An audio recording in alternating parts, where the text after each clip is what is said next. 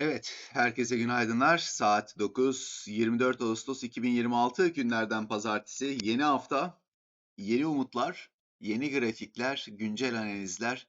Şimdiden hepinize iyi seyirler diliyorum. Bu yayında sizlerle ilk etapta petrolle başlayacağız. Arkasından ons altın, arkadan gümüş ve kriptolarımızı değerlendireceğiz. Bitcoin, Ethereum özellikle haftalık kapanış sonrası haftalık momentumdaki grafiğimizi inceleyeceğiz. 12 saatliklerdeki görsellerimizi takip edeceğiz.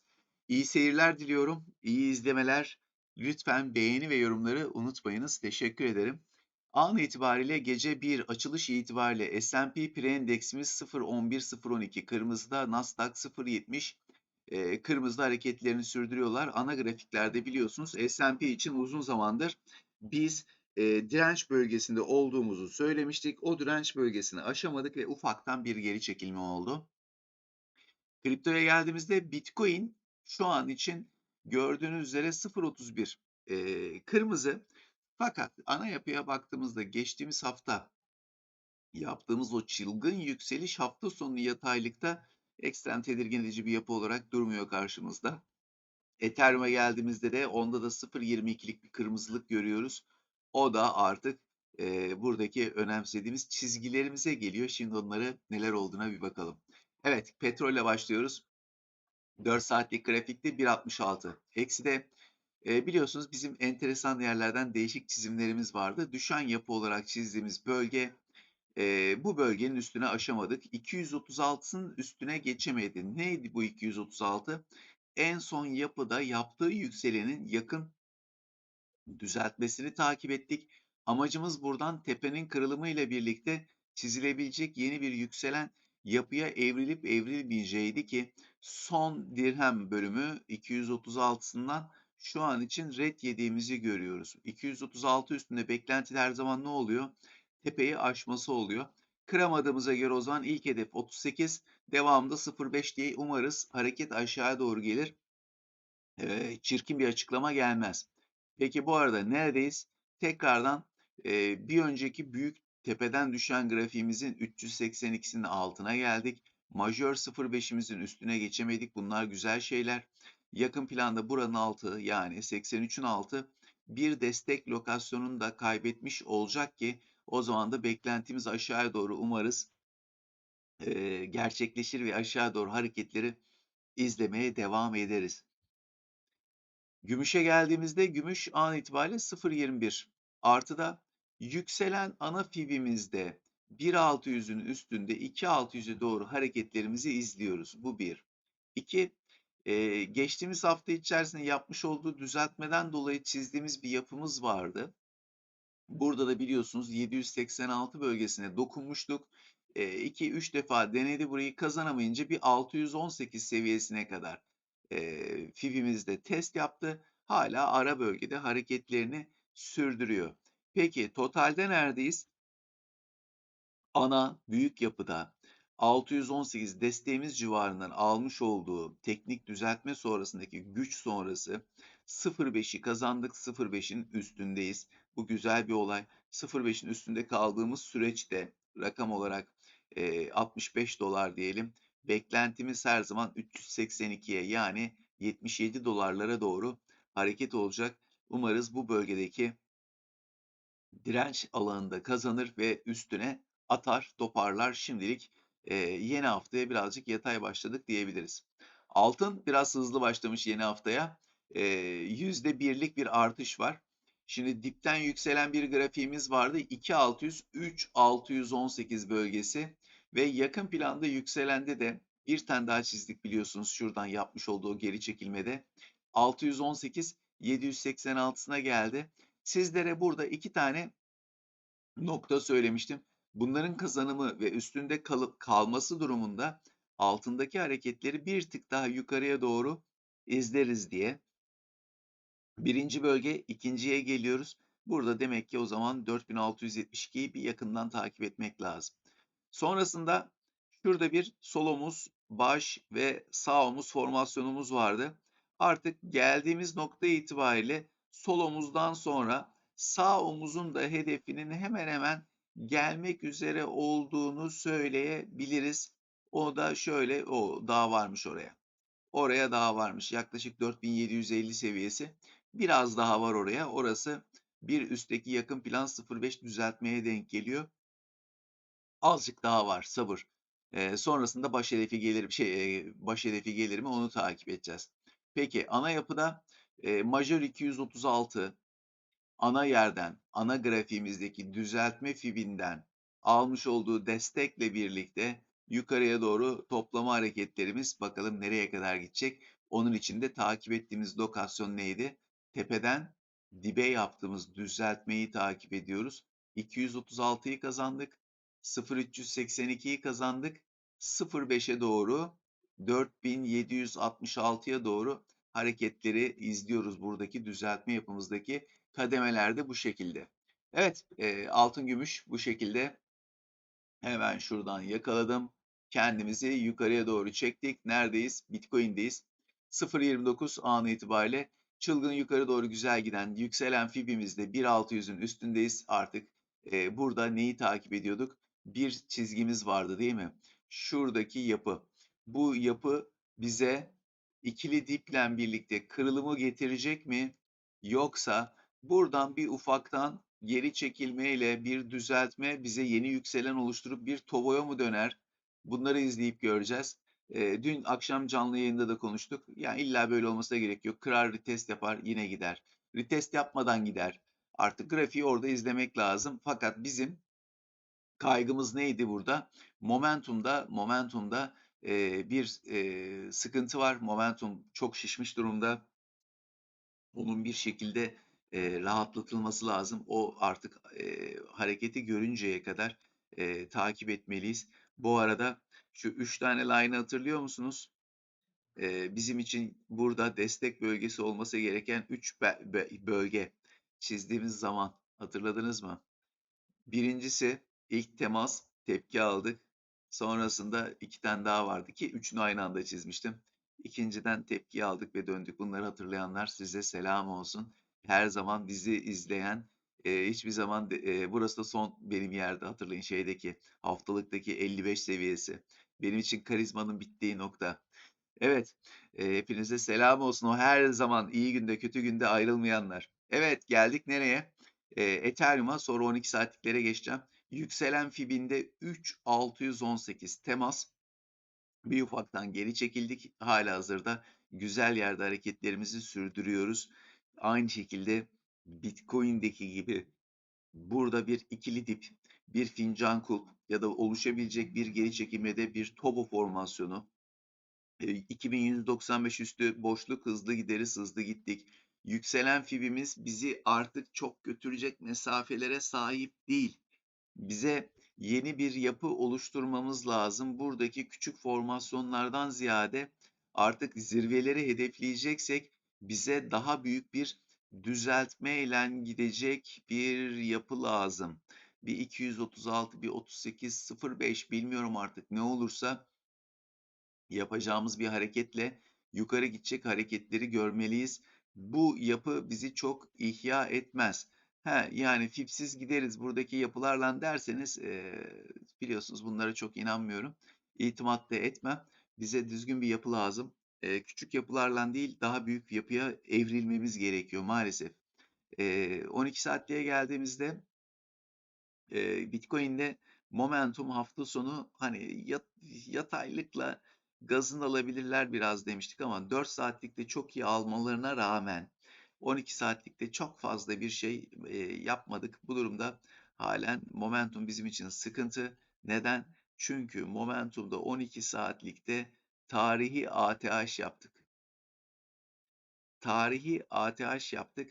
Hani dipte yapmıştık hatırlayın lütfen. Bu sefer yükselirken de tarihi zirvesini yaptı.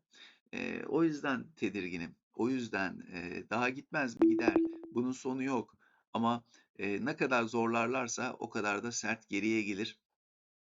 Ya zorlayıp 82,5'lara gitmez mi? Havada karada gider. Kesinlikle onu da gözden kaçırmayın. Bakın. Onu da gözden kaçırmayın. Peki haftalıkta durum nasıl geldi?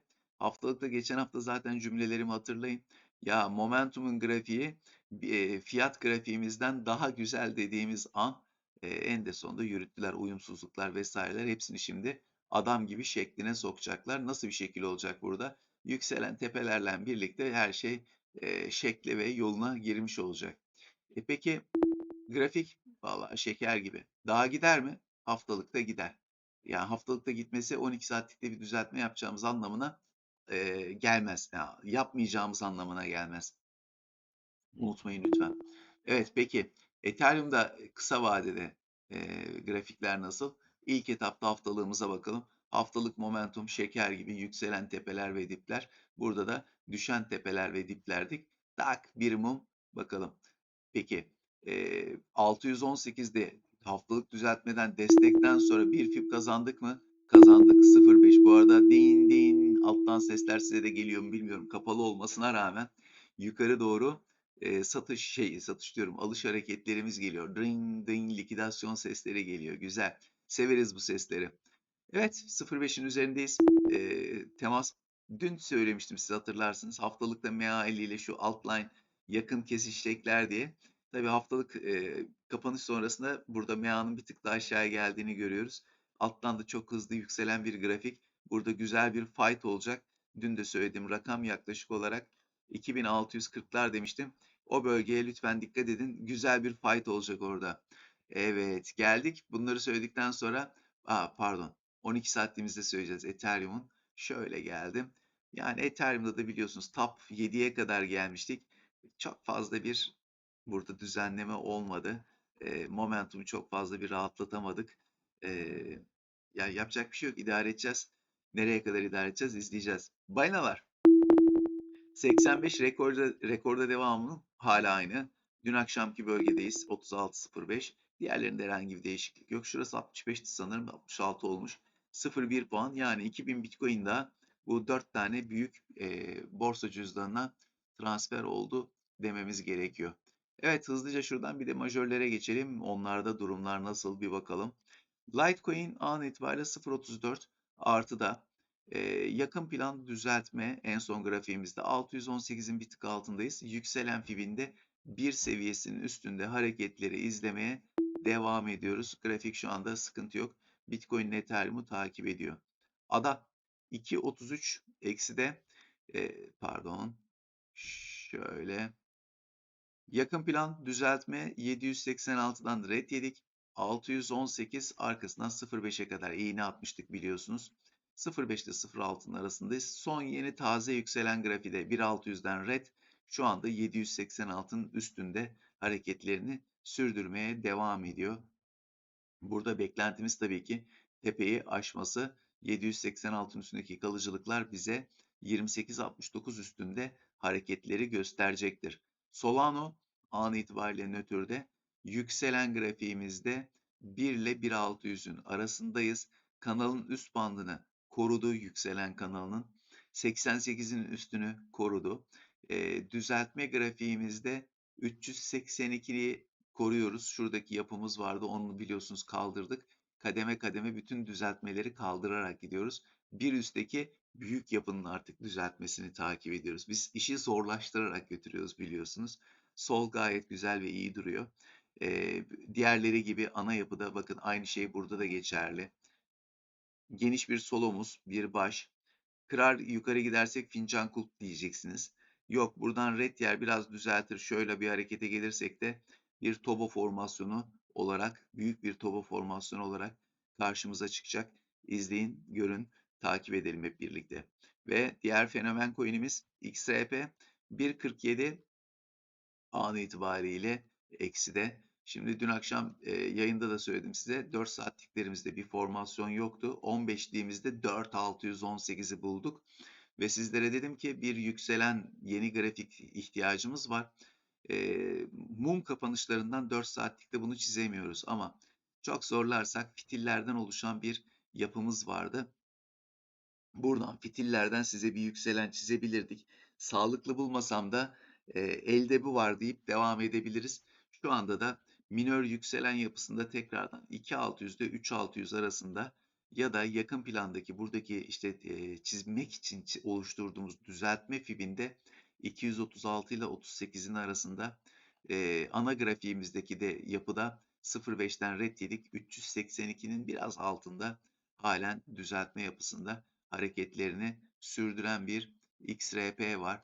Peki XRP'de diğer yapılar gibi konuşacağımız ne olabilir?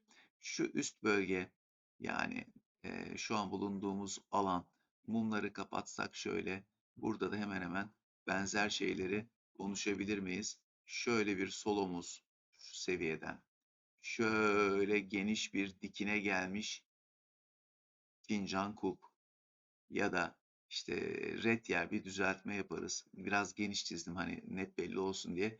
Belki onda da bir toboya döner. Evet, geldik son fenomen. Neresi? BNB an itibariyle o da nötr. Solana gibi. Yükselen yapımızda, yükselen fibimizde 3600'lere kadar gelmiştik biliyorsunuz. Yakın plan yine düzeltmede 786'nın üstünde tutunmaya, buradaki minör yapıyı iptal etmeye çalıştırıyor. Sonrasında bir üstteki büyük majör yapıya döndüreceğiz tekrardan. Solda da artık şuradan 618'den yükselen grafiğimizde 3600'lere kadar geldik dedim size. 4600 burada da bunun son noktası. Aynı XRP'deki gibi solda da yeni bir grafiği güncellenmesi, çizilmesi ihtiyacı var. Şuradaki düzeltmeden grafik çizilir mi? Çizilir. Ama daha büyük bir yapıyı oluşturursak, tam tertemiz bir 382 yaptı çünkü burada. E, Daha sağlıklı bir yapı oluştururuz. Belki biraz daha bir ufak düzeltme daha iyi olurdu. Ama yapmazsa da sizlere şu bölgeden oluşan 382'den hareketimizi devam ettiren şöyle bir yeni fib çizimi yapacağız. Tepenin üstüne aşarsa eğer. Çünkü buradaki emekli olmak üzere. Evet, geldik büyük dünya endekslerine.